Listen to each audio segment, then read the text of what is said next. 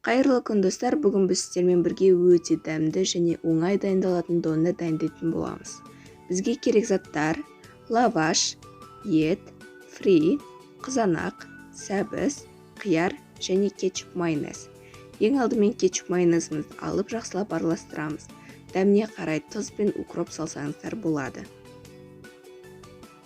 Ендігі кезекте лавашымызды алып, ең алдымен қызанағымызды,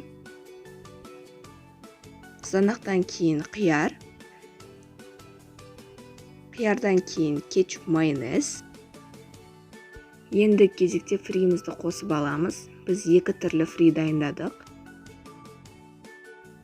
Енді кезекте қайталап кетчуп майонез, содан кейін ет. Ең соңынан сәбізімізді салып, видеода көрсетілгендей жақсылап ораймыз.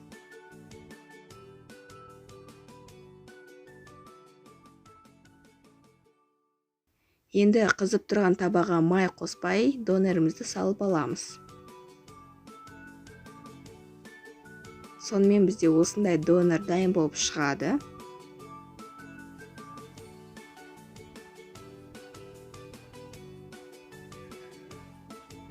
Міндетті түрде дайындап көріңіздер, өте оңай дайындалады. Және бұл видео сіздерге ұнаса лайк басып, комментарий қалдырып, каналға тіркелуді ұмытпаймыз. Астарыңыз дәмді болсын.